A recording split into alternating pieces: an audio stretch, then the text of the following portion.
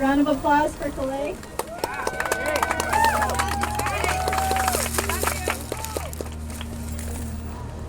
I did my part. I got it. I got mine because I wanted to protect myself and my family. Ultimately, I did it because I was terrified that I would catch COVID again and die. My happy, predictable daily life came to a screeching halt. I can no longer cook, clean, or even pick up and hold my baby for too long before my body begins to shake uncontrollably or is thrown into excruciating amounts of pain. My quiet life has suddenly become very public. And with that has come so much ugliness and bitterness from people who know just the surface of what's happened to me after this vaccine. I have been called a liar and a fake, and have even been told by the ER doctors that this is all in my head. I'm hoping to share my story in an effort to give others going through what I'm going through a voice and to show them that they don't have to be afraid. So for everyone suffering, for everyone being pushed, guilted, and frightened, I see you, I hear you, I believe you, I love you. I love all of you because that is the only thing that is going to get us through this. Thank you, guys.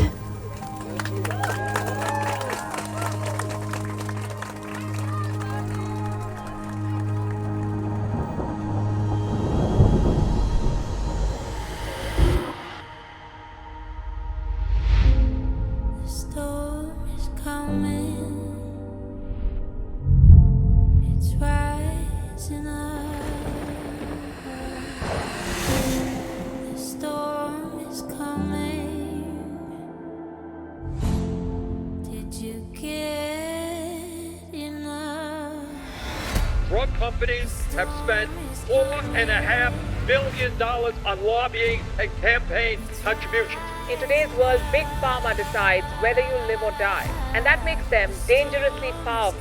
Mr. Chairman, it is a sad fact that we regulate industries such as machinery and automobiles far better than we do those that affect what may be placed in our bodies. Pfizer received the biggest criminal fine in US history for mispromoting medicines and for paying kickbacks to compliant doctors. They're getting paid by the pharmaceutical industry, by the very companies that they're supposed to oversee and to protect us from, that they're supposed to oversee, that they're protect us from.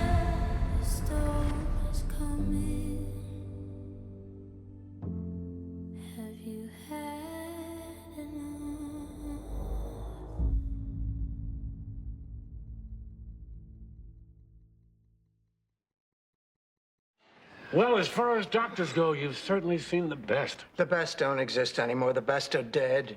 Well, I don't know about that. You're the exception, Harry. I didn't mean you. Harry, am I gonna die? I'm afraid so. My name is Brianne Dressen. I am a 41-year-old preschool teacher. Everybody, clap, clap, clap. Eyes on the teacher, hands in your lap. And mother of 2 young kids. I love you. I love you.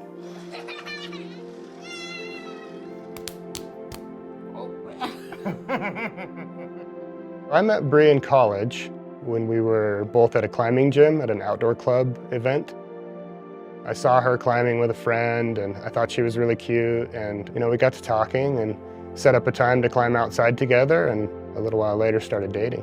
He was really kind of a quirky guy when we met. That's the world's greatest dad. Even though he was very structured and regimented, he still would go jump out a plane with me and go skydiving or do all these weird trips. Anytime we could be outside, that's what we've always done. I married my best friend, I really did. We have a saying in our relationship, and it's no matter what. I choose you, you choose me. As long as we were together, we would get through everything. No matter what.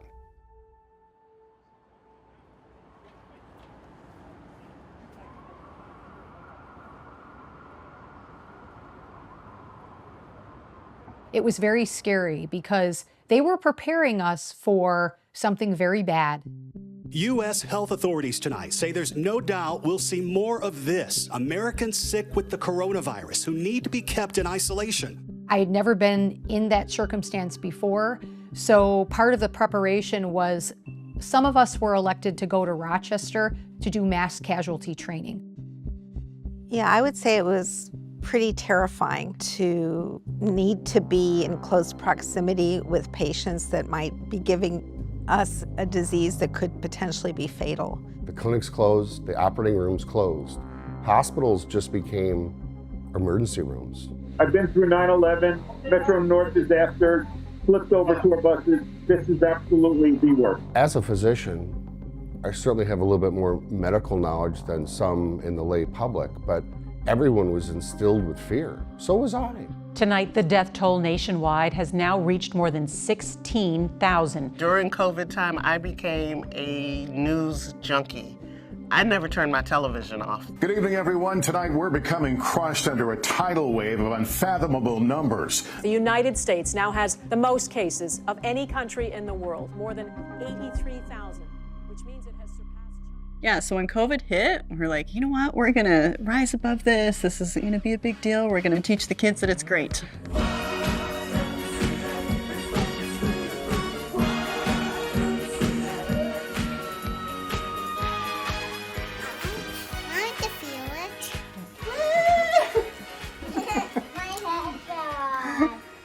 So the kids were stuck at home and they hated learning from me, even though I was a teacher.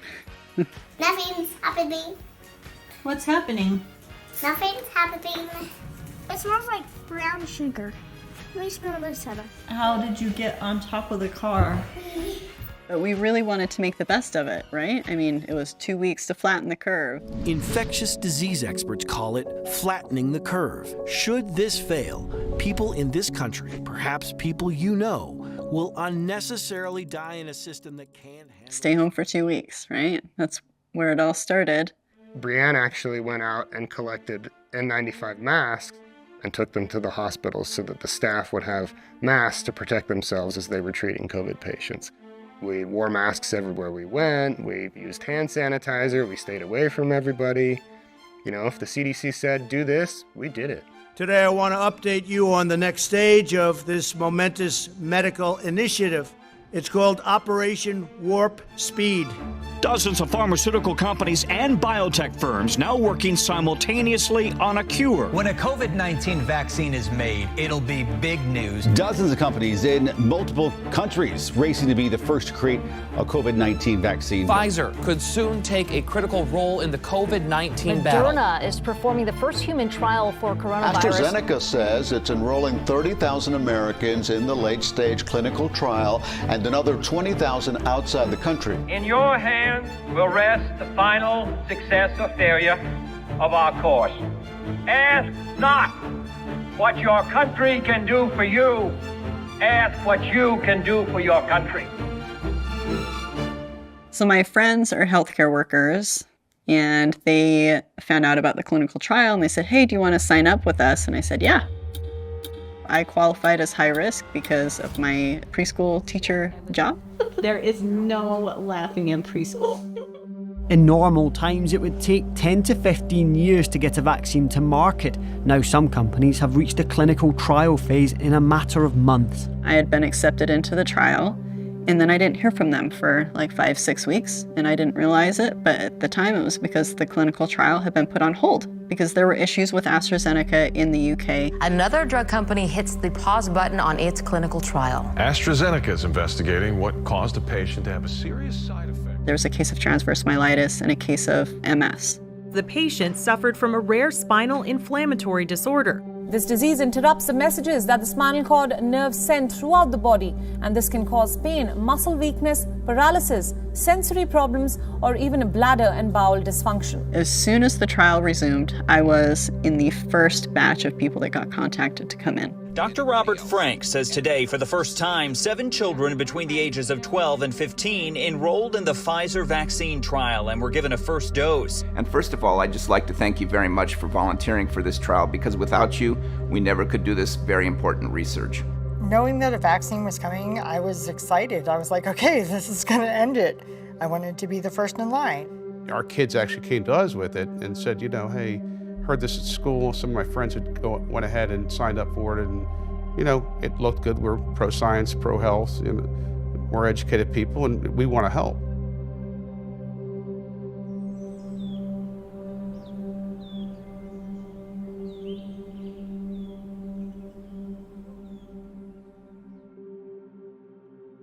My name is Maddie DeGarry. I'm 13 years old. I used to do a lot of sports, but like before I got sick, and yeah, I don't know what else to say. So what are the possible known risks? First, as I mentioned, is the reactogenicity from the vaccine. What we have seen is that if people are going to get symptoms, they seem to have fatigue, headache, and fever. The side effects were essentially the normal side effects from like a flu, having the flu. If you think about like when you had a bad cold and how you kind of feel like that for a day. And a lot of people said, well, why do you get those side effects? And I think about that really as showing that our body is responding well to the vaccine. Right now I'm feeling pretty good, but even just a few minutes ago before I had a snack, I was like, holy cow, this does not feel right. But I don't know, I'm feeling a lot better now. My arm's just a little bit sore. Yeah, that's about it. My ears were ringing for a little bit. I had a little bit of a headache, but the snack fixed it. It is a swing county. Trump won it last time. We expect it to be very close. This is what you can see. This is today's vote and what we're waiting on here, obviously. Later that night, my vision went double, and it sounded like I had seashells on my ears, so sound had become distorted. And I remember looking at my husband and just saying, something's not right. And starting to drop those results right now. It's because of the massive investment people. It's until after the second shot that we really saw things get bad quickly. So what's going on right now? I'm shaking. What's wrong with your arm? There was electrical shocks going through her body. You couldn't touch her back. Her fingers were white, they were ice cold, swollen. I called the nurse line, told them what was going on, and they directed us to go to the ER. I mean, it was the scariest thing I've ever seen, but I honestly, at that point, I'm like, okay, she's in a trial, they're gonna take care of her. Like, that's what happens, you know, things can happen, they will figure this out, she will be okay. In the morning, the sensitivity to sound and light were still there.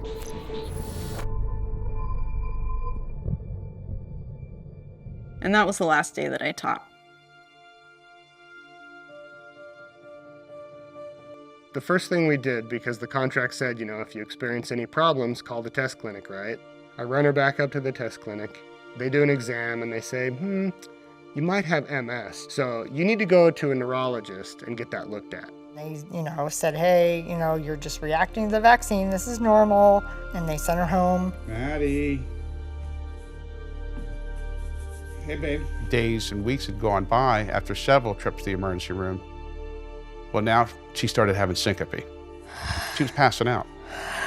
Breathe. Come on, Maddie. Maddie. Breathe, breathe. Okay. Breathe, breathe, breathe. Maddie! I'm sorry. It's okay. I'm sorry. I think we might go back to the hospital today, okay?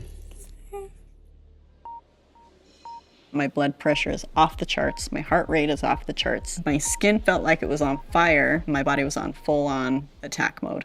The neurologist came in and sat down on my bed and said, you know, COVID's a really hard time. It's a really stressful time on everybody. We see it here in the hospital, you know, it's really scary. And I think maybe what happened is you got really excited and you got this vaccine and you just kind of had a mental breakdown. Maybe you have anxiety. Why don't you just go home and try to relax? They blamed all of this on anxiety. If you look at her charts prior to this, she never had anxiety in her charts. They took the adverse reactions to the vaccine off the table. Not another visit from Children's had said COVID-19 adverse reactions. So I was sent home after a diagnosis of anxiety due to the COVID vaccine. Oxford University, partnered with AstraZeneca, is expected to release results of its trials shortly. Sources say it could even be the first to be rolled out. Today, the Oakland Coliseum will become one of the largest mass vaccination sites in California. Any way out of that situation was positive. I dropped everything and ran as quickly as I could and got in line. I thought I was really doing something, you know, that I happened to be one of the first. I just figured that as Americans concerned about others, we would just do it. My dad's 60 years old. He's not in the greatest health. Everybody has somebody that relies on them. I would have been devastated should I have gotten sick without trying to prevent something. You know, we all get this wonderful vaccine, we all move on with our lives, and we're done. 6,000 people can be vaccinated here behind me on a daily basis. They don't even have to get out of their car to get their shot. After the first shot, as soon as I pulled out onto the street, my entire face just started tingling. My face started burning and my vision became a little blurred. I started getting a headache. It was just a very odd headache. Never had a headache like that before. Then that pain began coming back up into my chest area. It literally ripped down my arm. I never felt anything like that in my whole life. I started feeling tremors, twitching, like it was vibrating inside. I guess the best way to describe it was like a cell phone inside my body, buzzing and zapping. I knew I was blacking out, and there was no way to stop it. Burning in my rib cage, spine, pain in all my joints. My hips felt like somebody had a ratchet strap around my waist, getting tighter. I remember kind of coming to, sitting on the couch in our office, wondering why I'm shaking so bad. 2 hours after the vaccine in my left arm, the tremor started. 36 hours later, had nausea, vomiting, and then started having trouble breathing. The chest pain started and my heart rate shot up. It was really, really high. I was like on the floor, like nearly having a heart attack. My feet went numb, my hands went numb. I could not feel my hands or feet. My legs were tingling. I could feel my body and everything shutting down. I tried to stand up and my legs wouldn't move. And then I pushed myself off the table and then fell. No response from my legs. You know how when you hold a baby up, and if you let that baby go, how they just, that's what happened. 2 o'clock in the morning, just before 2 o'clock, I woke up and I couldn't move at all. I can't feel my legs, I can't feel anything. I realized at that point, something bad was happening. So this started out with tingling in my arm. The day I got the shot. So it was pins and needles in my hand the very first day. And then it turned into blurry vision, so I couldn't see straight. The symptoms just kept stacking. Felt like I had acid going up and down in my veins, and it fluctuated with my heart rate. Right now with my problem, I have to sleep, and I have to sleep a lot, and it's really, really hard for me.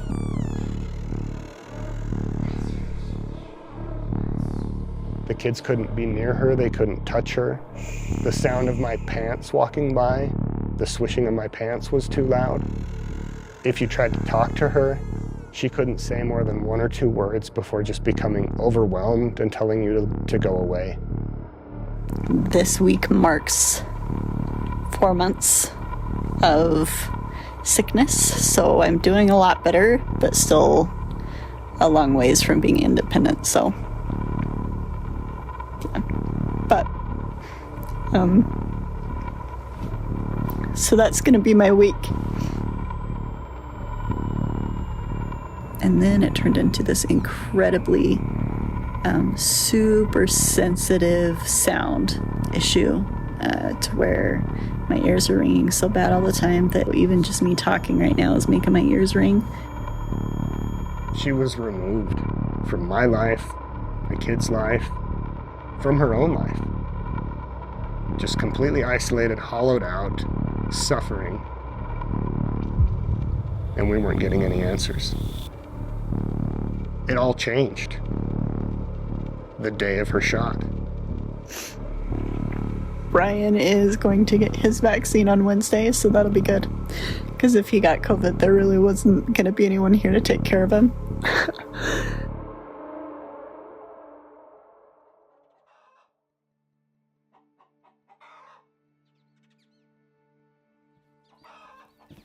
We'll just give a good old Nick. There he is. Hey, buddy. I know. What are you doing? Come on, here. Here. This is Nick. Yeah, he's a retired standardbred racehorse. They were racehorses at one point in their careers, right? And now you guys are all retired. And that's the thing, they've been part of my life for so many years. I just can't imagine ever not having them, you know? My husband and I had this barn built in 2006.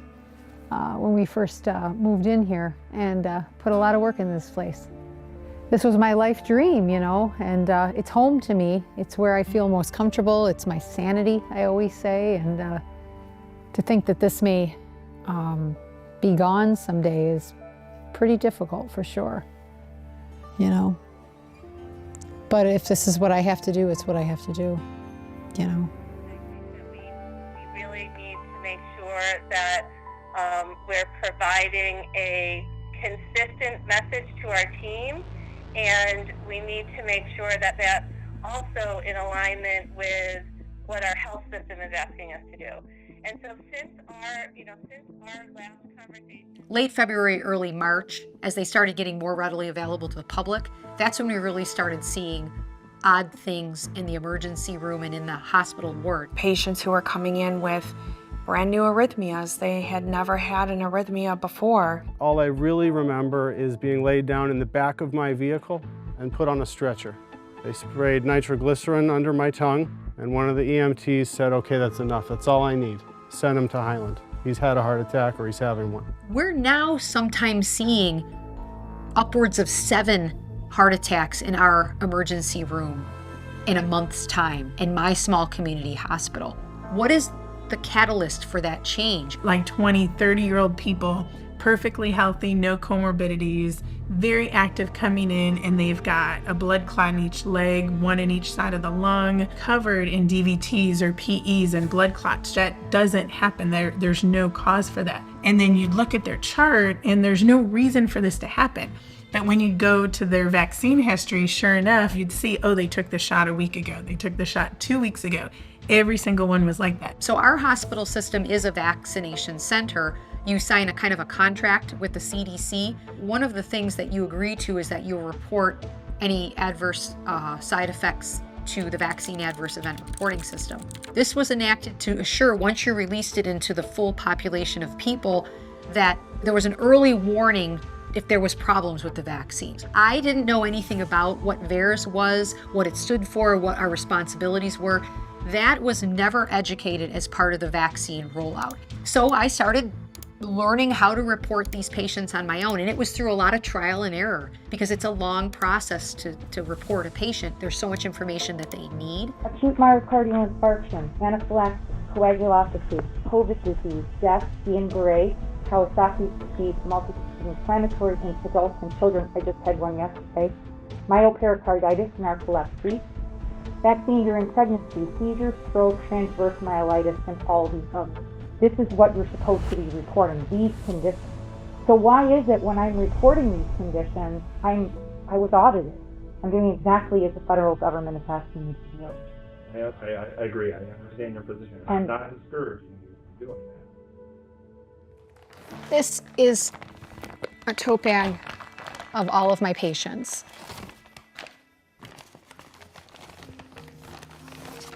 They just keep coming. But all of these ones here are the ones that I have officially reported. This stack of patients are patients that still need reports to be done. I would say it may be close to 200 patients in this stack. So when my hospital told me I could no longer report on patients that weren't my own, I had to stop reporting. From what our risk team is telling us is that really you can only be reporting on the patients that you are providing direct care for. And I said, well, are you going to tell the providers that this is their responsibility? Are you going to send out some email, do some education? No. But I said to them, you're a vaccine center. You signed a contract with the CDC that said you will assure that reports be made. You're not doing that. We want people to get the vaccine, right? We want people to understand that on the whole, this is a very safe vaccine. I'm in administration, so I thought as an administrator, I would be taken seriously. Not with this, not with this. And it makes me very sad that all of these individuals are never going to have a voice, because that's what this represents, no voice for them. So these patients are all going to be unknowns and unreported. It's really sad. And many of them were COVID positive patients that were fully vaccinated that went unreported. Some of them are deaths. and they're just going to stay in limbo forever. I mean, for lack of a better way of saying it, we sort of, we toe the company line. That's part of our responsibility is to be supporting the mission of the organization. And when we think that we're, I was to support the vaccine effort, period, end of story. That is our mission. Never once when I was doing all of this stuff did I ever think you'd be unemployed 6 months later. It's crazy.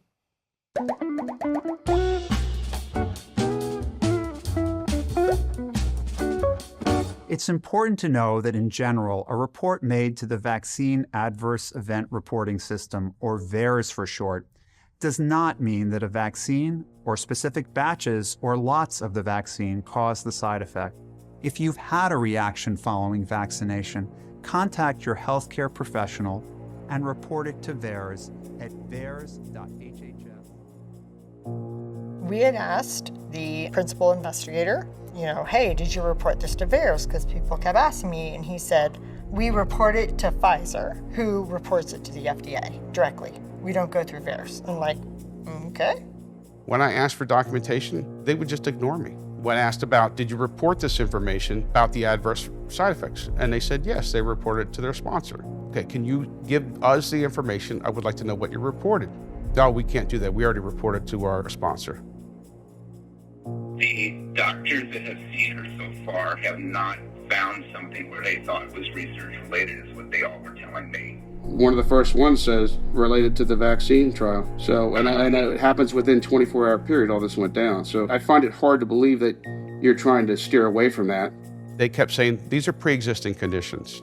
This is something else. This is not from the vaccine. The vaccine doesn't have these side effects. When she was admitted, her blood sugar was at 42. She had lost 20 pounds, and then it got to the point where she couldn't swallow liquids. Maddie. They stabilized her. That's when they put the NG tube in. Maddie.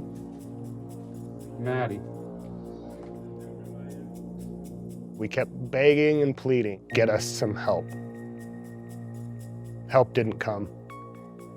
Looking through any sort of scientific articles to try and figure out what do these symptoms mean. One in particular that was written by some doctors at the NIH. They published an article that said, we need to look out for neurological conditions after the COVID vaccine. These might be potential, so we need to watch for that. So I reached out to them and I said, I saw your article and you're right. And to my surprise, they responded right away. And within 3 days of my email, we were on a telehealth visit with several of their neurologists. And it was pretty eye-opening because it seemed like they were already aware. When the scientists chose to create the COVID-19 vaccine, they used an mRNA platform. And that mRNA basically hijacks our own cells' construction equipment to create a protein. And that protein they chose was spike protein. Don't anyone get confused by this. Messenger RNA is not a bad thing. If we didn't have it, we wouldn't exist. It's the middleman, the messenger between what we are made of, this DNA, and the proteins that define us as this unit. The problem with this is the bastardization of the concept and the tomfoolery with nature itself, genetics. According to the manufacturers, they used the spike protein from SARS-2 as the template. The mRNA template encodes to make a spike protein. And then you have spike protein, in some cases, trafficked or brought to the membrane of the cell itself. You're putting little flags on the surface of the cell, waving around saying, hey, I have something bad in me, come and kill me, at least come check me out. Those cells become tagged for destruction. When spike protein is lingering, either after having had COVID or after having had a vaccine or a series of shots, that spike protein can induce autoimmune phenomena as well as many of the other mechanisms. The spike protein is a glycoprotein. That's the most common protein in our bodies. We know spike protein looks eerily like the body and brain, such that our immune system now is getting mixed up. So if you have proteins in your body close enough, in resemblance to the spike protein, you can have the antibodies attack that. So when spike protein is lingering, the immune system is creating antibodies now against myelin, against the protective coating around the nerves, as well as in the brain. So unfortunately, they chose a protein that causes our own bodies to attack our own tissue. That's a problem. That's called molecular mimicry. Transverse myelitis is a disease or injury to your central nervous system. Perhaps my condition is from my own immune system responding to that mRNA vaccine and thinking my spinal cord was either COVID-19 virus or COVID-19 virus infected cells and attacking it, demyelinating it, and killing some of the neurons. There's no other way for the body to see that protein as anything other than foreign. Wherever it's found, attack. All the COVID vaccines that are available in the US cause the body to make the spike protein. And we did see the same injury happening for Johnson & Johnson, for Moderna, for Pfizer. We began seeing a deluge of new multiple sclerosis patients, other demyelinating disorders. Usually in these patients, it is not one symptom.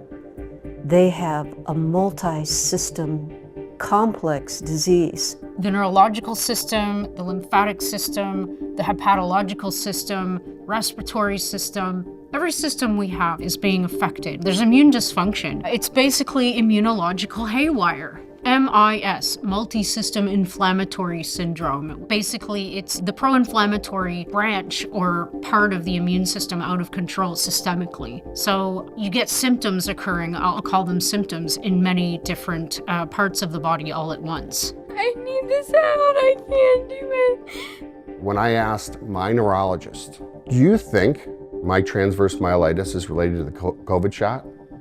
Quote, Joel, I don't want to get involved, end quote. When I brought up the fact, well, what do you think about the vaccine? Because that's the only variable. I said, no, it's not the COVID vaccination. The vaccination is safe. I literally laughed and said, girl, this is all in your head. I was brought in, given a room immediately, and told that I had had a heart attack and that I may have to have surgery. Hour and a half later, a nurse came into the room and said that there had been a horrible mistake and that I had had an anxiety attack. I was muffled, I was told I was wrong, I was told to go home, and I was told not to talk. Went to my family doctor that afternoon. He immediately prescribed me with vertigo and a severe panic attack. So they said, you know what, this is all in your head, so we're gonna get you all these antidepressants and get you out of this pain that you're making up in your head. And not only did that exacerbate my pain, but that made me go into the darkest hole of my life. There's an episode of The Golden Girls that addresses this. Dorothy all of a sudden finds herself extremely fatigued. She knows that there's something wrong with her. She knows that there's something different. I have heart palpitations. I can't concentrate. I forget things. Look, Dorothy, I don't believe you're sick. Now, you want to pursue this? You want to spend more money? That's fine with me. So Dorothy goes to visit a number of doctors in the show. I want you to see Michael Chang. He's a virologist on staff here at the hospital. And it was the same kind of thing that we're seeing now. She was told that she had a mental disorder. Don't take this the wrong way, but have you ever thought about seeing a psychiatrist? I have seen two. I think of that episode a lot because I see it all the time here. We have literally been told by doctors, if this were real, we would have been told by the FDA that this can happen. They aren't saying that, so this must not be real. There's people that have gotten diagnoses in their chart of anxiety disorder, functional neurological disorder, which is basically a medical term to say they're nuts, when really they have biologic, pathophysiological conditions that are just ignored.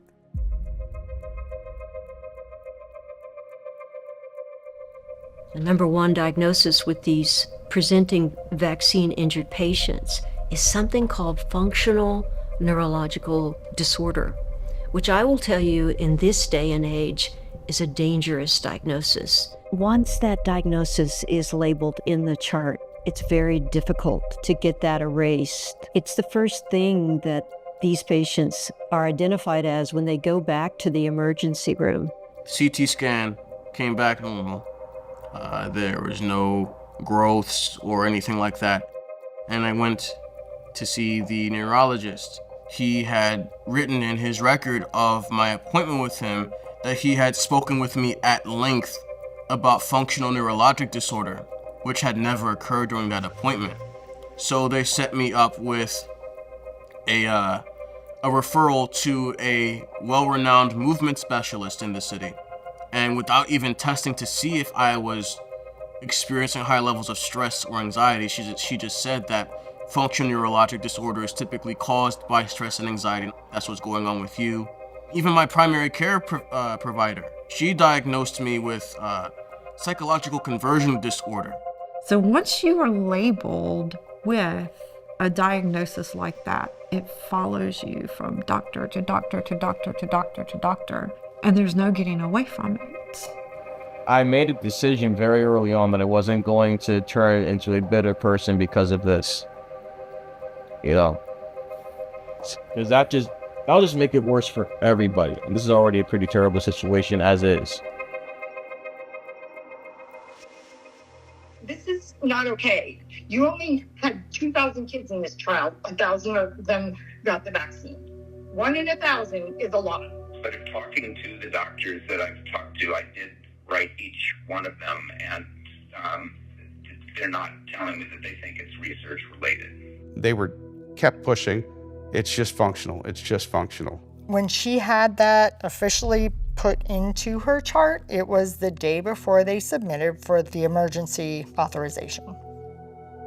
The day before. Today, Pfizer announced its vaccine is safe and effective and generates a robust immune response against symptomatic disease in kids ages 12 to 15. I'm Ernest Ramirez. I'm the father of Ernesto Ramirez Jr. I raised Junior since he was a baby. I always felt that he was going to do wonderful things in this world because I was going to try my best to teach him. I didn't want to see my son sick. And in April, I took him to get the vaccine. 5 days later, my neighbor asked me if she could take Junior and her son to go eat and go play basketball. I gave him some money. I gave him a hug and a kiss. Told him to be good. They called me if he needed anything. That was the last time I spoke to him. My neighbor called me later on, screaming that something was wrong with Junior. So I raced to the park. They were loading him up on the ambulance.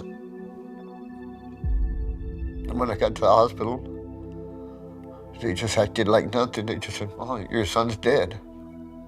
Like it meant nothing. Now, what parents really care about is what's the worst thing can happen.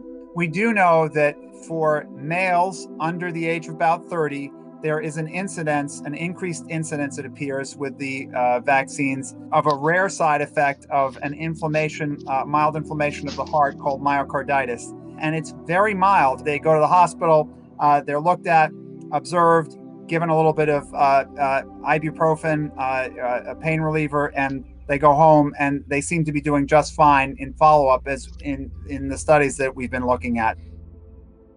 A lot of the people with myocarditis, if they do tissue staining of people that have inflammation of their heart, again, myocarditis just means inflammation.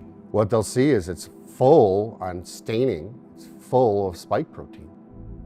And they've done pathology on teenagers who've died after receiving the vaccine, who've died from myocarditis. And what they find pathologically is that the heart inflammation does not resemble the standard heart inflammation that you'd expect from normal myocarditis. This is inflammatory, cytokine-driven myocarditis, similar to what you'd see in multisystem inflammatory syndrome. Pathology is, data gathering, like patterns. What's out of position in this pattern? What's out of proportion in this pattern? I have the autopsy tissues of a young man right here on my desk. 14. He didn't need that shot. Look. This is my stomach con. Oh, lovely. Thank you.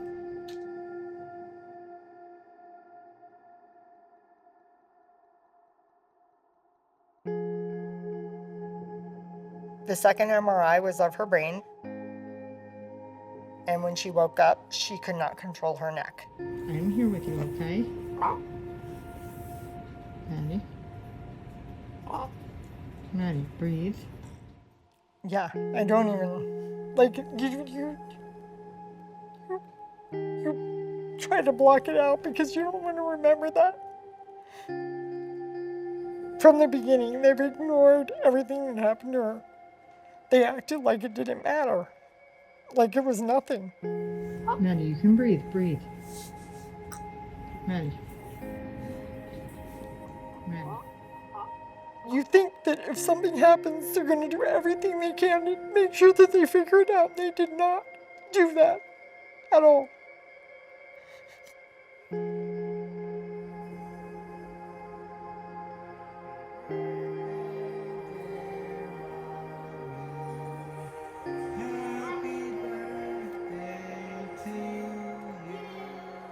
I didn't want to live like this anymore.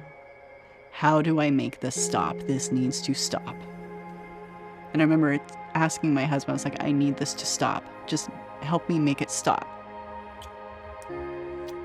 And my son, my beautiful boy, heard me say to my husband, just let me die. I just need to die. And that terrified him.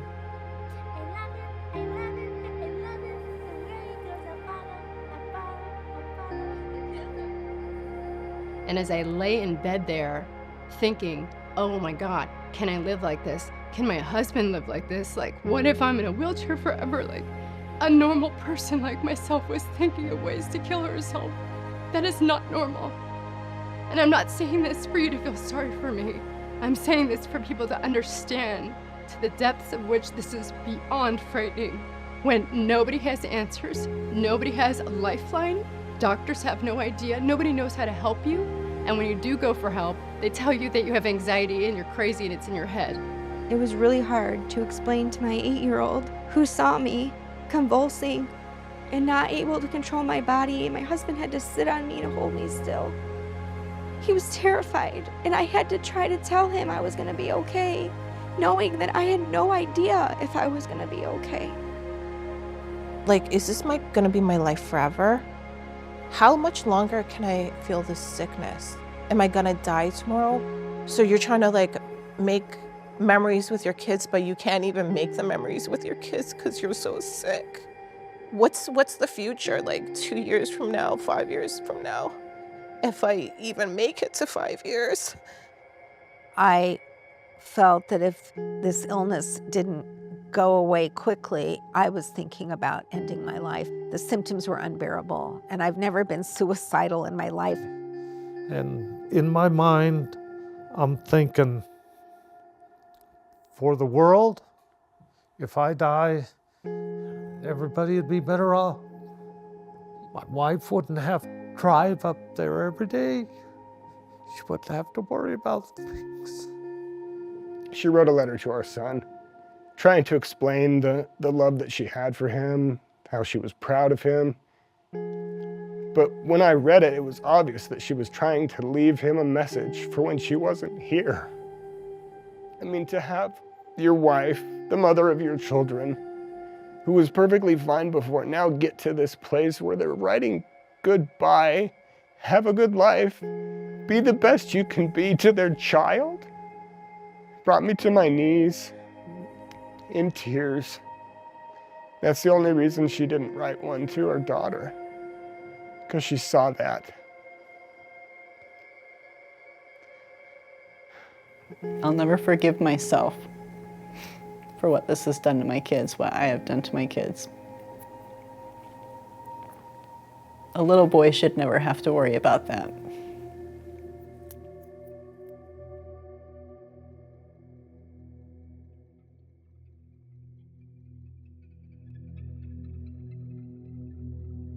This is real. I have located several people that pretty much have some of the similar issues that I have. And the only thing that they've done different was receive the vaccination.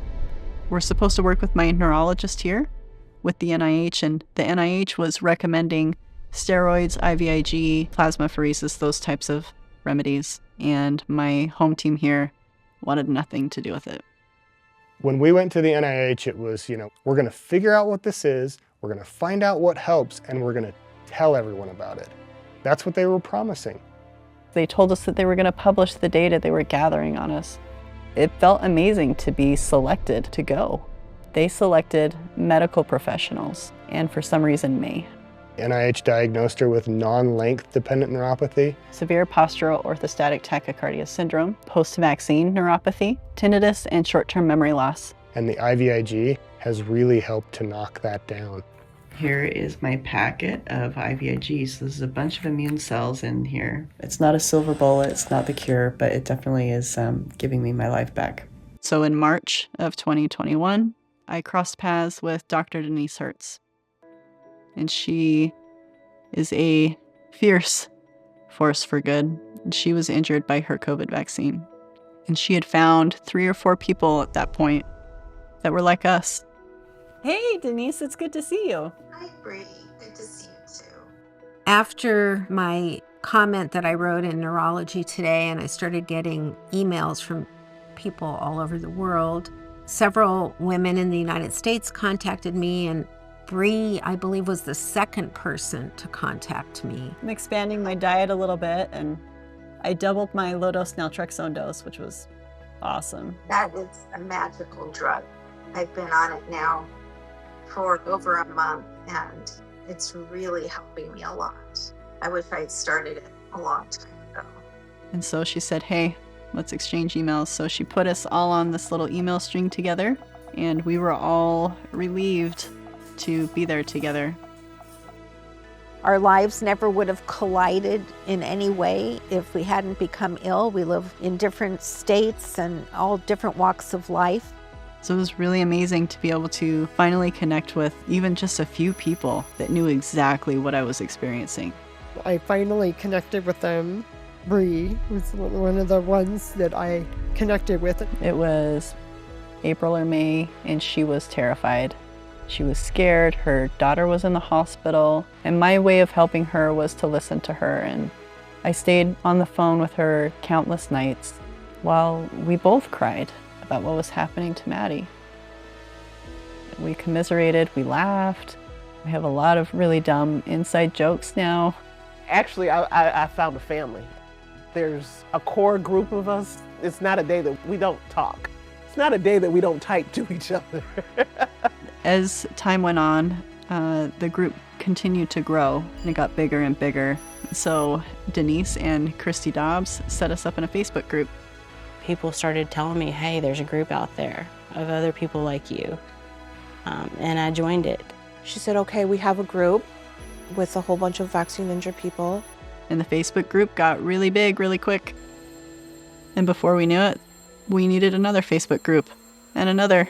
And then there were thousands of us. At first, when I joined these groups and I started reading through everything, it was a bit overwhelming to see how many there were on there and how many symptoms there were after the vaccine.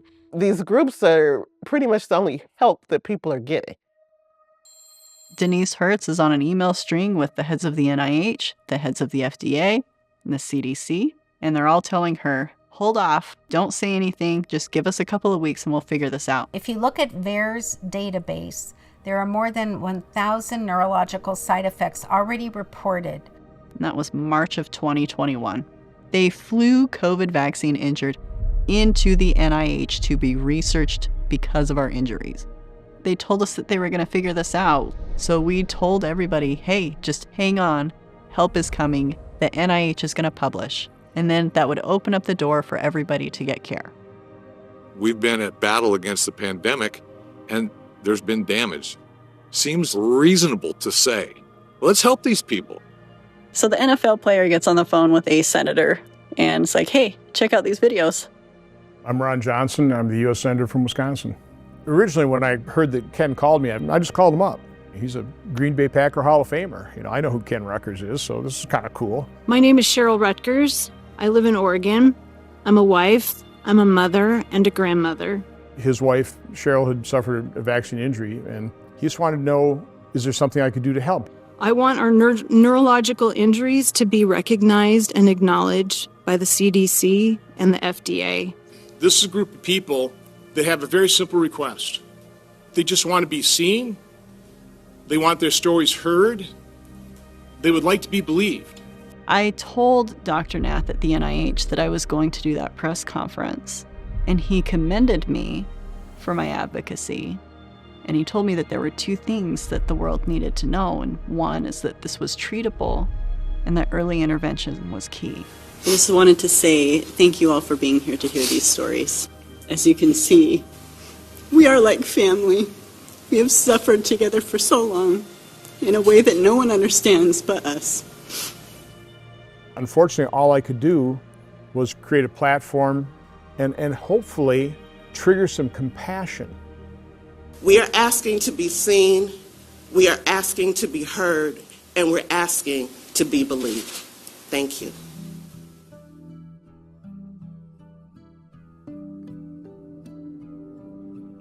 Thank you for calling. Wait, I gotta hide so I can like the following option. Where are you hiding? For corporate or group sale. Wait, no, I don't. For you, press 1. After the press conference, we went back to the hotel, and because of my own problems, I had to go lay down. So it's like, I'm gonna go back to my room and lay down. And Maddie actually climbed up into the bed with me, and we just laid there and hung out like we were old friends. Good, I got it. No! Yes! Yes! Yes! No! Yes! That experience was worth it just to give Maddie a sense of belonging, because that was the first time that she had interacted with anyone who had had an adverse event to the COVID vaccine.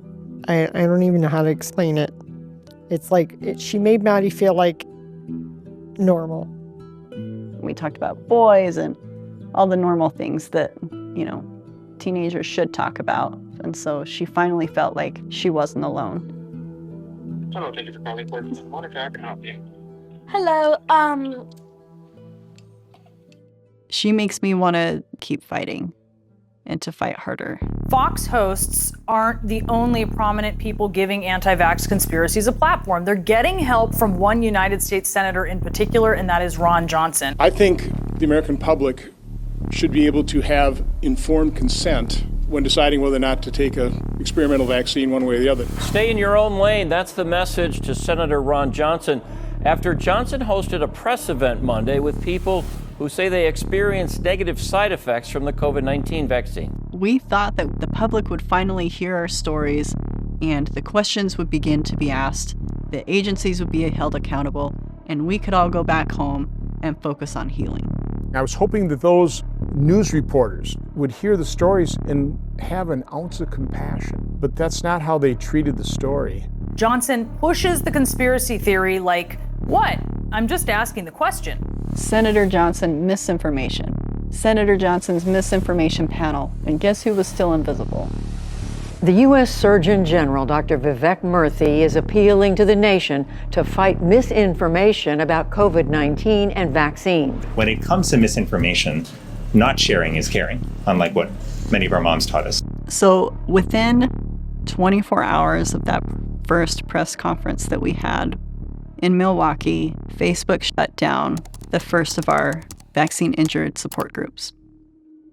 Social media platforms step up their effort to crack down on misinformation about COVID vaccines. Misinformation litter on Facebook and Twitter. It was very obvious that an all-out assault had begun on us on mainstream media. Vaccine misinformation, lies about vaccines. Disinformation is one of the biggest challenges in getting people vaccinated. Social media as well. Well, the company is taking down anti-vaccine videos and banning major accounts. And within the next 5 days, they found another one, and they shut that one down. The company reports it's now banning all anti-vax videos. So we're regularly making sure social media platforms are aware of the latest narratives dangerous to public health.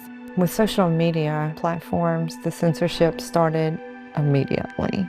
It was merely me telling my story, and they were saying it was misinformation. Even if it's me saying my daughter's own personal experience, then it is fact-checked and it's false. This is a responsibility of officials speaking, of course, on behalf of the government. It's a responsibility of members of the media. Mainstream media is not disclosing these injuries, and that's intentional. While Facebook says it's working hard to fight misinformation, removing 18 million COVID-19 falsehoods so far. And to be told that your life story is false information, how would that make you feel? We're dealing with a life or death issue here, and so everybody has a role to play in making sure there's accurate information. So if you're ever wondering why you're not seeing vaccine injuries in the news, well, it's a multi-layered issue. It's important to take faster action against harmful posts. As you all know, information travels quite quickly on social media platforms. They get threatened by health officials, university institutions, medical institutions. We engage with them regularly, and they certainly understand what our asks are. These support groups are a lifeline for people. This is all that they have. I don't know where to go. Look at this. Her cause of death, her actual cause of death is not on this. Right, which it wouldn't be. That's the problem. If there's anything, like any kind of prior health history, they will put that on the death certificate every single time. I get on the phone with as many people as I can, but it's it's almost 10:30 here. So kids put themselves to bed, and there's just not enough time in the day. Well, you go be with your husband and do treat him well and have a good time, and you relax, because I know you have done so much. Tell your husband I said Happy Father's Day. I will. Thank you for that. Okay. Bye. How undignified is that? Her daughter's dead. She's hoping that she gets a phone call from a preschool teacher. They have nobody, right? The government's turned their back on them. And there's nobody that has any answers, nobody that wants to bother to help her find the answers that she needs.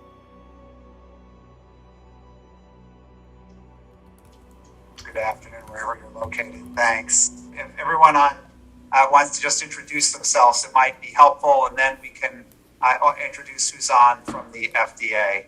After we got these meetings set up with the FDA, thankfully through my home senator here, Senator Lee. So I'm Peter Marks, Director of Center for Biologics. Peter Marks, head of biologics, is the guy that is supposed to evaluate the safety and the efficacy of these vaccines. As you can tell, we've got thousands of people that are having issues with the neurological side effects to the COVID vaccines. We're currently involved with research at the NIH, but the research at the NIH has been kind of mired and slowed. I confirmed with Janet Woodcock, the head of the FDA, as well as with the researchers that we were working with at the NIH, that I knew that they were talking to each other. And after that, NIH went radio silent. I wanted to make sure that they got a perspective from medical professionals. One of these physicians is a critical care physician. She's trying to hang on to her medical license. I'm going to protect her identity. Thank you, Bree, for inviting me. And Dr. Marks, it's really wonderful to meet you. As you know, the physician community holds FDA guidance in incredibly high esteem. After the FDA communications about myocarditis came out, both the ER and cardiology teams were tuned to look for it. Our patient care dramatically improved, all due to the FDA advisory. They disclosed myocarditis to the medical community, and the medical community was given the green light to actually identify myocarditis and look for it and help their patients, and also report myocarditis. So the FDA is not naming additional adverse reactions to the vaccine because the passive surveillance systems aren't displaying it. But the passive surveillance systems aren't displaying it because physicians are blinded to the adverse reactions in their patients and thus aren't reporting them. And it's resulted in a negative feedback loop. And I believe that this loop is the reason why we are having a hard time getting recognition from the FDA regarding our neurologic reactions. So we are really hoping to have a conversation with you that has more specific details with how the FDA has looked into things such as small fiber neuropathy, dysautonomia, and general neuropathy. It's not like we can just cluster neurologic symptoms in general. So is the majority of folks with this, is it dysautonomia? What would you say are kind of the top three? It doesn't have to be just one, but what are the top couple of things that you think we should be looking for? It is obvious from that question they have not looked specifically for any of these things. There's 88 distinct search terms on VAERS when you curate to indicate a neuropathy. So I'm hoping we can look at all of them. Yes, please feel free to send that to us. Yep, that would be helpful. Ask a preschool teacher and a critical care physician for 88 terms of neuropathy. We'll hand it over. We'll get that to you. You know, in the meantime, I hope that things get better for you both, and we'll continue to look into things. Thanks. Now, concerns are growing in Israel after some fully vaccinated adults got infected with the coronavirus. The country had one of the fastest vaccination programs in the world, but now cases there are rising again, fueled by the Delta variant. Breakthrough case numbers are on the rise due to the Delta variant. 469 cases in Massachusetts, 74% were fully vaccinated. Delta came to the United States and started evading the vaccines. The first question is, why isn't the United States looking in our own backyard for our data? But they were. They just weren't telling us what it said. COVID continues to surge across many parts of America, a major reversal from its drop early on when the scientific breakthrough of vaccines slashed the caseload, as you can see there. Now, July and August show those days of vanishing COVID cases were temporary. I've been working with healthcare claims data for over 25 years. And the data that I do have access to, which I'm really grateful for, is the Center for Medicare and Medicaid database. This database is so huge that it covers nearly 40% of the United States population. And I started to feel like I was the only one looking at it, because I think I was. 80% of the vaccinated over 65 population, an estimated 71% of COVID cases occurred in fully vaccinated individuals.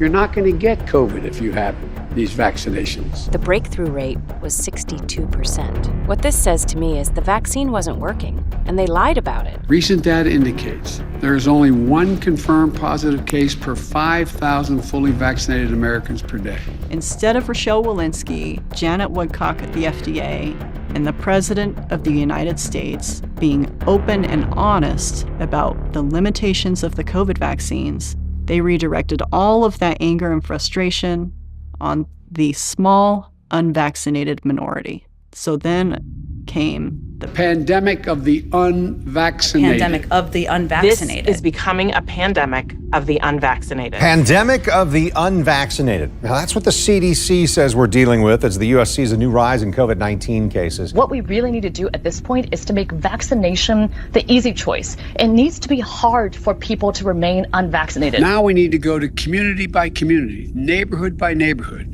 and oftentimes door to door, literally knocking on doors, to get help to the remaining people protected from the virus. If my commanders saw this in a movie, they'd be like, oh my gosh, the binder. We've all seen the binder. Like, this is one of 3 binders. My name is Lieutenant Colonel Teresa Long. I'm a Army flight surgeon, and I have a master's in public health. I'm an aerospace and occupational medicine specialist. A new study on the COVID-19 vaccines found more cases of heart inflammation than expected among members of our U.S. military. Right out the bat, when they came out and they just had this stance that it was safe and effective for absolutely everybody, it was just blatantly absurd. Medical experts say side effects from vaccines nearly always occur within a couple weeks of a person being vaccinated. Most adverse events occur within about a month and a half of vaccination. So I think we're hoping that if we see major ones, we'll see it then. People got their first vaccination, and then they had to wait 2 weeks, and then they got their second vaccination. And according to regulators, they weren't vaccinated until 2 weeks after that. For the first 2 weeks after you had been injected, you're classified as unvaccinated. And that's true after the second dose in the case of a 2-dose vaccine. 30 days past vaccination administered within the past 30 days. That's what that says. It's a statistical sleight of hand, delaying the time at which they assign the word vaccinated to an individual. All of those people who died within that time frame will be reported as having been unvaccinated. If you then compare on a chart people who died who were unvaccinated and vaccinated, we would be shown a wrong cohort of people that died after vaccination. So if you replotted that data by defining these people properly as injected or uninjected, it's a very important distinction when you're talking about immunological effects, side effects, reactions. We're actually seeing vaccine injuries, but according to their own established timelines, these people were unvaccinated. These people developed these very serious, life-threatening adverse events within 30 days of their first COVID vaccine dose. So every time you go in to see your medical provider in a clinic, you have to assign a diagnosis code to why you were there. This person had a pretty normal health life up until the time of the vaccine. 6 days after the vaccine date, they have a cardiac arrest and they die. But what's also important to note here is the secondary diagnosis. They have coded a T code, which is poisoning by unspecified drugs, biological substances, accidental. What does this mean?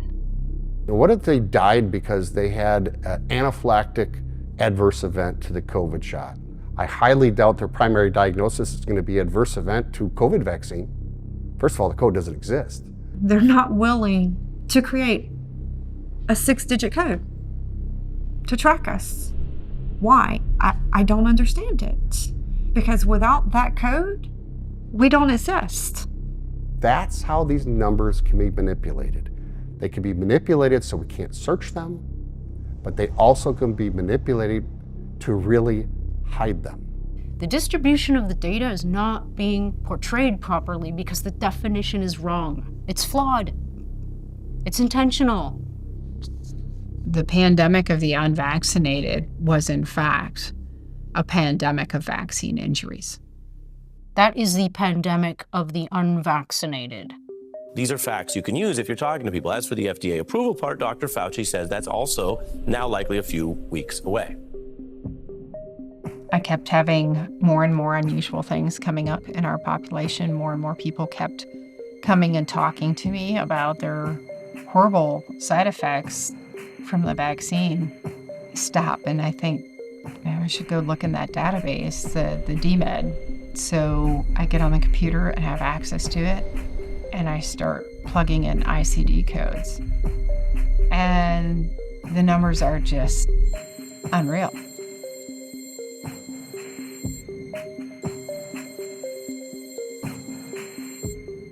So I call Lieutenant Colonel Pete Chambers. My name is Pete Constantine Chambers, retired Lieutenant Colonel, United States Army Special Operations. I was also a flight surgeon with the United States Army Green Berets. When I lost the ability to go to my command, I went to a congressman. I went to 2 congressmen. I went to 3. Nobody wanted to talk about it until finally Senator Johnson came forward and said, I'm looking for whistleblowers. And I had been talking to Dr. Teresa Long, a lieutenant colonel, flight surgeon out of Fort Rucker, Alabama, and she said, look at the DMED data, Defense Medical Epidemiology Database. Look at that data. I pulled up the DMED data and went, whoa, neurologic events up 1,100% since the shots rolled out. 11x rise. The DoD data at this point, as well as the Medicare database, they both talk about how neurological disorders are happening at a much higher rate than myocarditis, and they still can't find it. We have not found a rate of transverse myelitis, for instance, that is higher than would be expected in the population. So this is transverse myelitis. So essentially 2021 had as many cases as the preceding 4 or 5 years before it. That's the main part of defining a safety signal. Is it out of the ordinary? I don't have the data to be able to make a connection yet. The average number of adverse event reports to VAERS over the past 30 years for all vaccines combined is 39,000, more or less. Compare that to over 700,000 reports. You don't have to consider it to see a deplorable safety profile. There's a database that exists in the government realm called the Social Security Administration Death Master File. And this file has roughly 90 million records in it. And it captures 85 to 90% of deaths in the United States. So what I did was compare each month for the prior 5 years. For these mRNA vaccines, there is incredible BS out there about like thousands of people dying, etc. That just ain't true. We are seeing right now the highest death rates we have ever seen in the history of this business. It's not just at One America. The data is consistent across every player in that business. When comparing the DMED data to VAERS and to other data banks around the world, to include actuaries from insurance companies, when you compare those, they virtually line up the same. I don't want to think that these things are so dangerous that they're causing this much excess and injuries in my fellow people. But it really, really looks like that's the truth. They continue to query the various databases, the large databases for neurologic adverse events, still have not seen a signal. You explain to me. Everybody explain to me. Regulators explain to me. Why is this not being investigated as a safety signal? Wow, yeah, we need a lot of answers from a lot of people. And then she started work, because she's 16, that was her first job, and then her legs just like buckled on her, and then these falling incidents started. Okay, yeah, so that's POTS then. Every single day. Why it is the responsibility of sick people to do this is beyond me.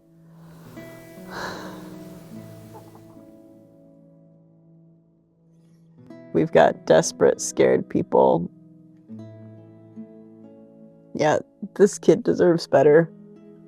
Maddie deserves better. Well, good morning and welcome. I first want to thank all the participants. Many of these individuals have a very difficult time traveling. As Bree and Maddie and Stephanie are well aware of, telling the truth in today's cancel culture is not necessarily easy. We came up with this idea for a panel with lots of experts and lots of injured. That's when we decided to call Senator Ron Johnson. It's a real shame that we're having to hold this roundtable. Had government officials, the heads of our healthcare agencies, had they been doing their job, had they been honest and transparent with the American public, we wouldn't be here today. We have turned all the data into information.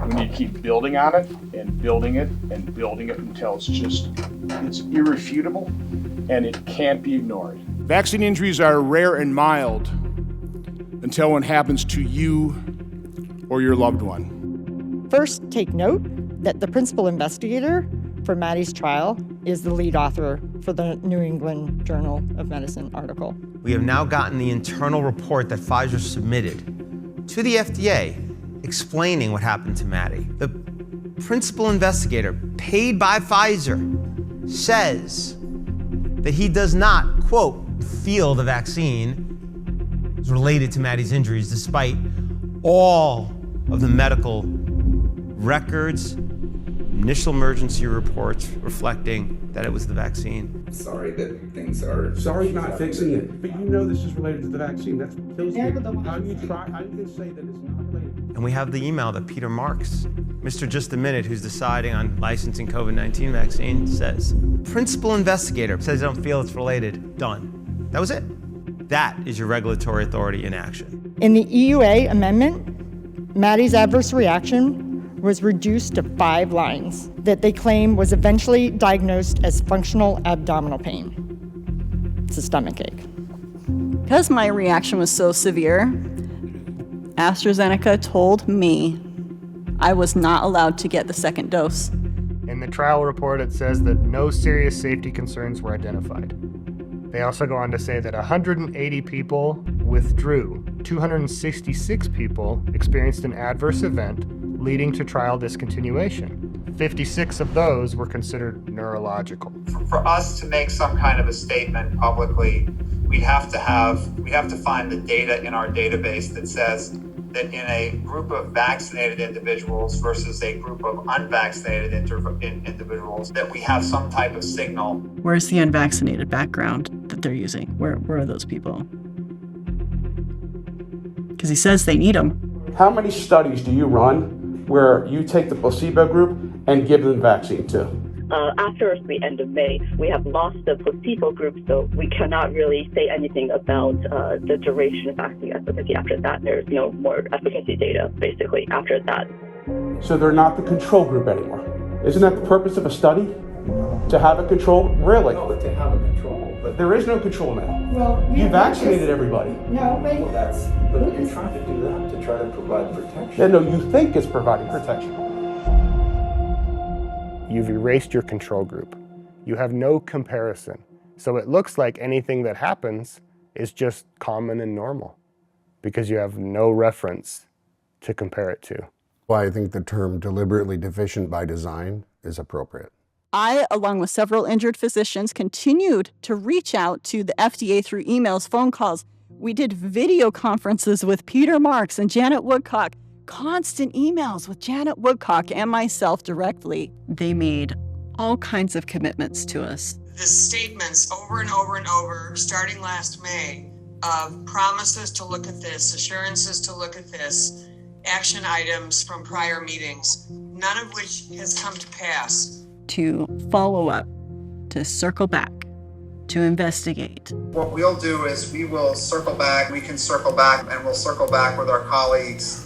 While the FDA was telling you to go get your shot, we were meeting with them behind closed doors about the COVID vaccine injured. Here's the disclaimer. Could you explain to me a little bit more why they can't get medical care? I'm really trying to understand that. Until someone says, hey, it's okay to say there might be something wrong with this patient because of their vaccine, we're not going to get anywhere. Because it's not recognized on any level. We have several kids that are being labeled with FND. My own doctor's still at home. They're afraid to say COVID vaccine injury. It's almost like it's a dirty word. It's really weird. We have literally asked and we have begged repeatedly for them to acknowledge these reactions. They're trying to do the best and not give you misinformation because we rush stuff. In the meantime, our lives are misinformation. They know that their lack of acknowledgement has created insurmountable barrier to our ability to receive medical care from doctors who rely on these agencies for information. We did everything we could in these meetings to get a couple of simple lines added to the label on the COVID vaccine package insert. That's it. They know about the issues with the clinical trials. They know about the deaths. They know about the lack of follow-up on VAERS. They know about the injuries to children. They know about the mandates imposed on the injured. Until they actually see something, or until they have kind of definitive evidence that something is related, it will not go on the label. If you have this reaction, that reaction, that reaction, Maddie's reaction, Doug's reaction, the government won't help you. The drug companies won't help you. Your medical teams will have no idea what to do with you. You are on your own. We invited our senators, heads of the NIH, the heads of HHS, the head of the FDA, the head of CDC. They were all invited. None of them showed up. They didn't even send a representative. But because of that event, more and more people realized that they were not alone. I'm getting to that point of pain again where it's like, that's where I drank the last time. It is really hard to watch this. It's that connection of that PTSD that's just developed through the years of this. I luckily stumbled across the U.S. Senate hearing where Bree was speaking, and that's when I found Bree. And I was just in awe of her. And a lot of her symptoms were very similar to mine and the hell that she was going through, and she's very similar age to me, so I really resonated with her. There's so many people that this is suffering too. And no one believes them. This was when I was really all alone and everyone was telling me I was crazy, and I was kind of begging the universe for it to be MS. I would just be like, just make it something that's popular and I'm not like outcast. Yeah, no, it's not the most taboo thing to happen to me. Good thing is I've come a long way since then, so that's actually a good feeling. I actually know what's going on in my body as opposed to thinking it's all in my head and I'm a crazy person. I don't understand. I'm so frustrated. I'm so angry. We kind of all molded like a family and really said to each other, we got to take this to the next stage and try to help people. We were invited to attend and present at an event in Washington, D.C. Whatever political party you identify with, you are welcome here. If you are vaccinated or unvaccinated, you are welcome here. Thank all of you for coming out today to stand up for our children and for the United States Constitution. Thousands of anti-vaxxers marched against mandates on the National Mall to protest vaccine and mask mandates. The Defeat the Mandates rally was largely organized on Facebook and some internet forums. And extremist websites that spread COVID misinformation. Thousands of far right-wing nuts joined thousands of far left-wing nuts for what was billed as a Defeat the Mandates rally. And you think at this point, the fact that the chances of dying from COVID are 60 times higher. All of the vaccine injured that came to that event, we all had been carrying this burden of hate. As much as all of us thought we had been letting it roll off our backs, we didn't realize just how much of that we had been hanging on to. That's when we launched React 19. The team of injured people at React 19 saw my story and reached out. I broke down in tears as I realized I wasn't alone in the search for answers. That was when I met this beautiful group of people behind me. Look them in their eyes. Acknowledge their suffering. Admit this is real, not just rare. It was the first time since this whole thing started for me that I was met face to face with people that believed me.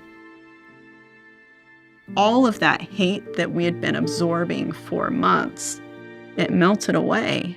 And in that place, it was just replaced with love and respect.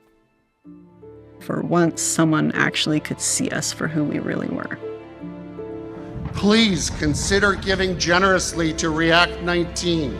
100% of the funds raised will go directly to the COVID vaccine injured for their medical expenses.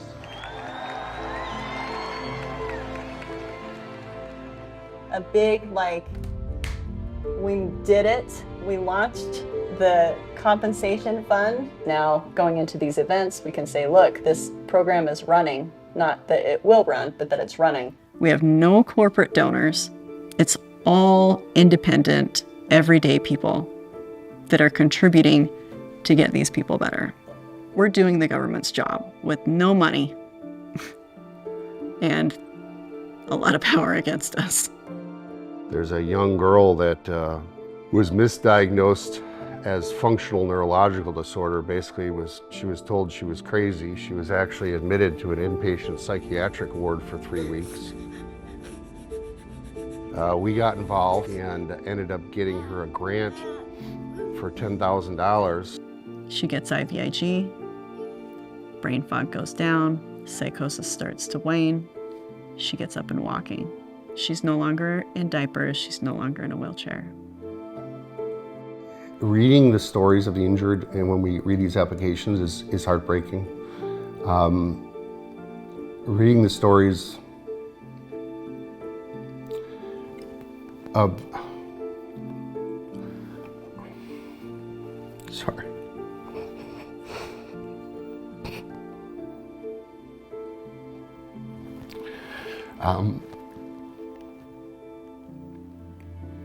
Reading the stories of the injured kids. It's the worst.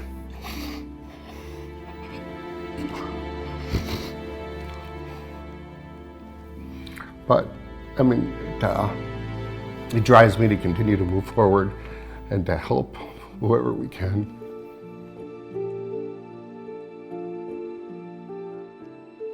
Hello? Hi, this is Brianne Dressen. Hey, thanks for returning my call. It's just horrible. I don't know what to do. Everything is gonna be another nightmare of 5 years. I'm sorry.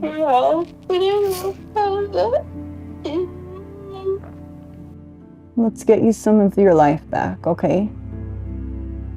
Does that sound like a plan? Yeah. I didn't want to do this. I didn't. But it's the task at hand, and I'm really stubborn, so I'm going to keep going. Pfizer is forecasting $15 billion in revenue. The company's total sales reached almost $26 billion. The company is expecting to set another record this year. So, how does an EUA come about? Now, an emergency authorization gives you a certain standard to bring something quickly to the market for an emergency. Who's trying to get this authorization? Pfizer? Moderna? How much are they paying to the FDA to get this authorization? Almost half of its funding comes from pharma. So pharma pays to get a drug approved. Yeah, FDA is all about food and drug safety, and they've just looked the other way. They've ignored their own safety surveillance systems. Instead, what they're doing is they're covering for the vaccine industry, for big pharma. They won't allow the public to even ask the questions. If you look at the FDA, it's a revolving door with the boards of pharma. So somebody sits at the head of the FDA, and now they're sitting on the board of Pfizer. So you have this intertwining corporate interest at the FDA. Joining us right now is Dr. Scott Gottlieb. He's former FDA commissioner, and he also serves on the boards of both Pfizer and Illumina. Medical boards started coming after physicians' licenses if you so much as question what they're saying. How many of you personally have witnessed censorship, intimidation, or professional reprisal and damage as a result of your advocacy for patients? This kind of threat hanging over your head is worse than the threat of getting fired. If I get fired from a particular healthcare organization, I can go to another healthcare organization or go start a private practice. If I lose my medical license, I cannot practice medicine. Why are they destroying these doctors? Well, they want to make an example of them so that nobody else steps out of line or starts asking questions or reports adverse events in the VAERS system. Methodist Hospital threatened their doctors. You cannot sign medical exemptions. You cannot talk about, you cannot report adverse reactions to these vaccines. If they put down that it was a vaccine injury, the physician, the corporation, the hospital, the clinic, they actually won't get reimbursed, so it gets labeled as anxiety. Transparency was likewise abandoned. Along with several colleagues, I had to file a FOIA request to obtain the Pfizer vaccine clinical trial data from the FDA. Instead of trying to figure out how to release this information, they appealed to the courts requesting 55 years. All this time, they're meeting with us. Obviously, you guys know that you have a huge stack of documents that have been mandated or required that you guys have to release them, and you guys are going through and you requested 50 years. So if you can imagine for the vaccine injured, that was like a big kick in the pants. That's not going to help here. I can just say that with absolute certainty, because that's not what's at that has manufacturing information. It has clinical trial information that will have to be redacted. The agency came back saying that it wanted 75 years to release this data. FDA supported Pfizer in their desire to withhold that trial information for 75 years or 100, a very long period of time, okay? Basically keep it hidden until we're all dead and gone. I don't think that you'd actually find the answer to the problems that are going on. They found their syndromes in there that they were told for months don't exist. There were nearly 26,000 reports of nervous system disorder. And you know what, it'll come out in the wash and you'll see, I don't think there's anything being hidden here. None of us are denying that there are potential vaccine injury here. No one here is denying what's going on here. None of us are denying that there are these reports of neuropathy. I'm not denying that doesn't, just so we step back. No one's denying it.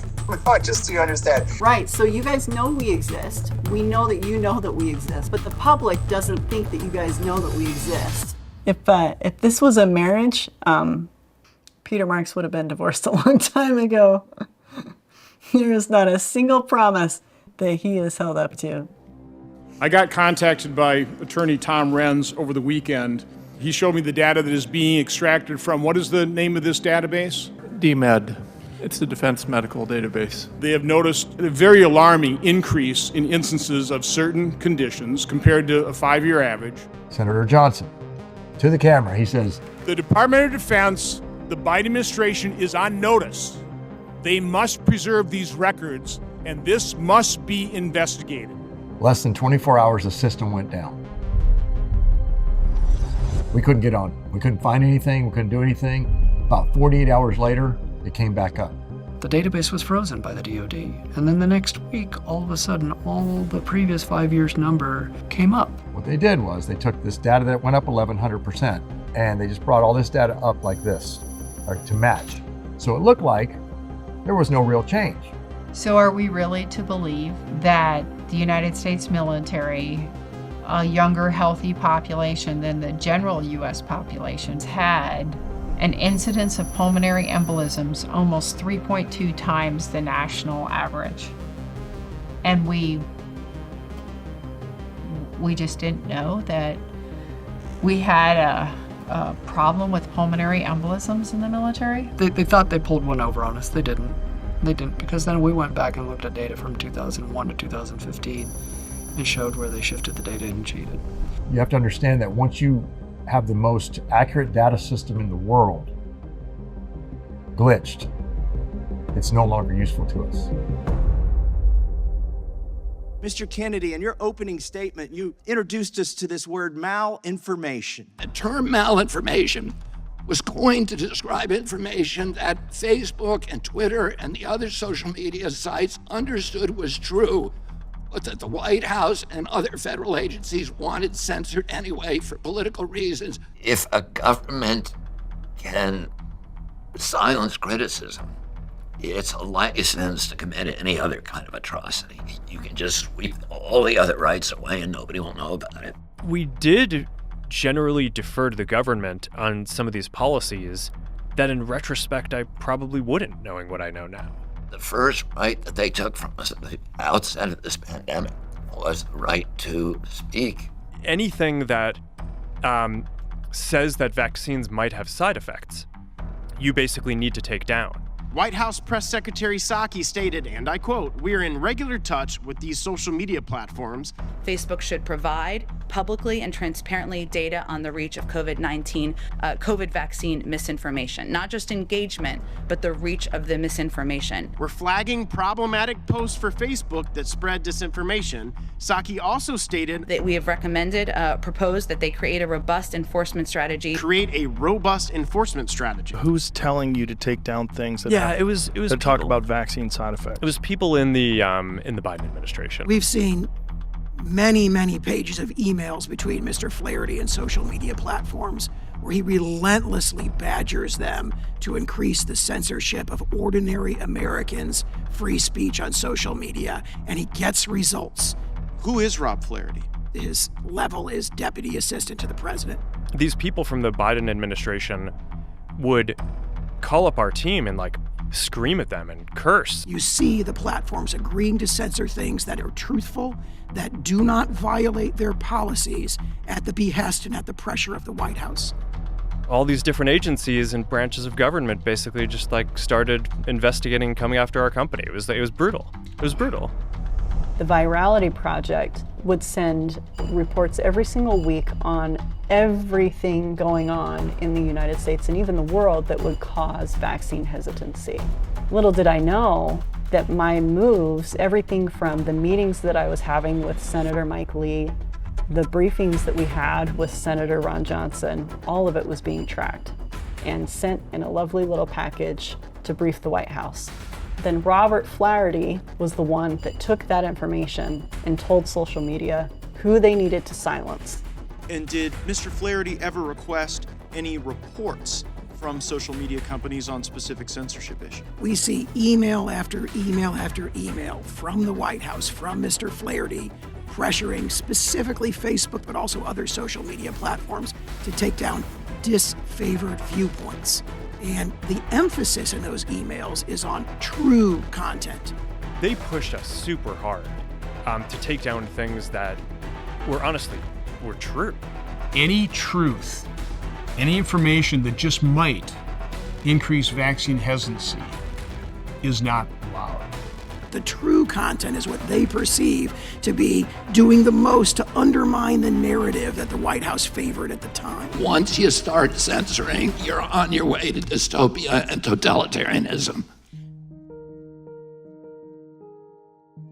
There's never been a time in history when we look back and the guys who were censoring people were the good guys. So here we are in Washington, D.C., and the reason that we've come back for a third time is because nothing is happening for those who have been harmed by the COVID vaccines.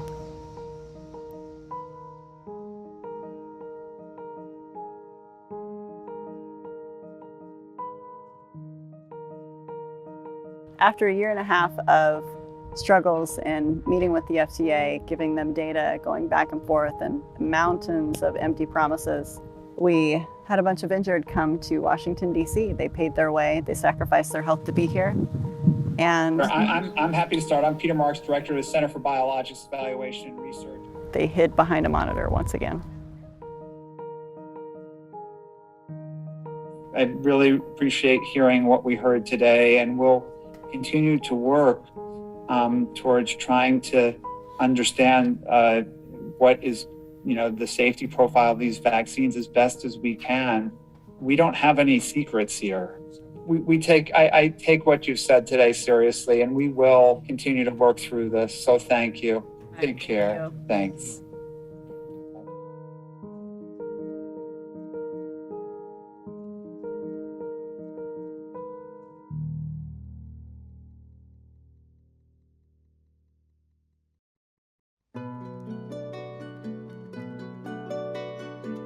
I would like to begin my testimony by detailing the difficulty of its drafting.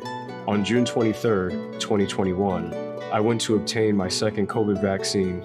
I did so because I believed that it was in my best interest to insulate myself and my family. I went as a whole, healthy and optimistic young man.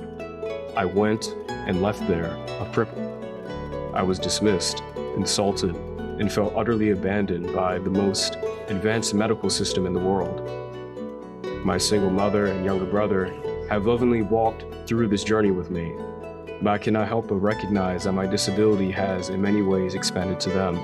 We have suffered together through displacement, hospital stays, ambulance rides, specialists, struggling to maintain what normalcy can be availed to us. I could go on. The allotted time is far too short to give full breath to the horrors I've experienced and to all that I have lost. But in my final moments with you, I ask, how long? How long until we are acknowledged? I have faith that something can be done, but we must be willing to look at this. People must be willing to look at us with open eyes and a compassionate heart. Again, I ask, how long? The FDA, NIH, CDC has chosen to do nothing. In some cases, has actively chosen to censor us. But I think of the years that I studied in college about medicine and my dreams of practicing medicine, I never, ever in a million years thought that this is how things were. I guess I was just so ignorant to the fact that it's a business. I never thought of medicine as a business. It's not what it's supposed to be about. We have doctors that have no idea of really our diagnoses. And really there's been no concerted national effort to try to not only give us diagnoses, but let alone develop testing, diagnostics, and treatments. That's where we're left. What you get when you mix politics and medicine is politics. These people need to be seen. Side effects are real, not rare. We need to learn from this and never allow this to happen again. It's hard to tell our stories. It's not easy. but we're going to fight and we're going to stand for truth. Our lives depend on the truth coming out. You know, I don't have to be out here in the world fighting or trying to protect people, but I do. I choose it. You know, I choose to do that for my son in his honor. You know, because if I don't stand up and speak, who's going to do it? It's just, I feel it's the right thing to do. The hope in all of this lies in, and this is what the injured keep pushing for, right? Recognition.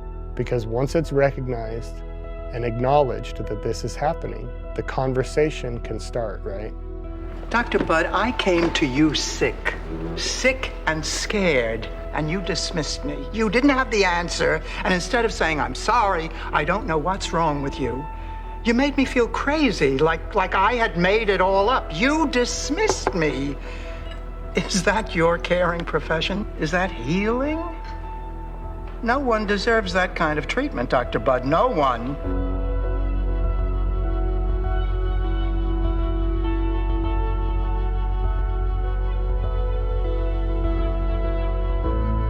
If you look back on all of this and people say, well, why did this happen? What's going on? The easy answer is if you want to know what's going on, follow the money. But if you want to know the truth, look at who's being silenced.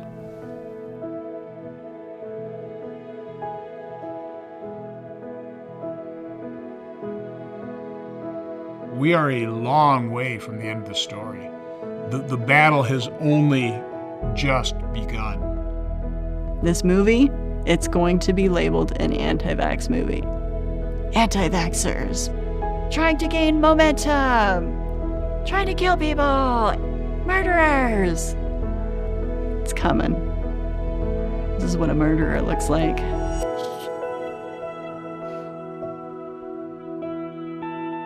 I want to go back to what I call normal life. Wrap my arms around my kids. Tell them I love them. Joke with them. Skip rocks on a lake. Color with them. Sing with them. Make them food that they'll complain about and not want to eat. We have a saying in our relationship, and it's no matter what. Through all the struggles and trials, at the end of it, it would always come back to, I choose you, you choose me, no matter what. You know, someday, Dr. Budd, you're going to be on the other side of the table. And as angry as I am, and as angry as I always will be, I still wish you a better doctor than you were to me.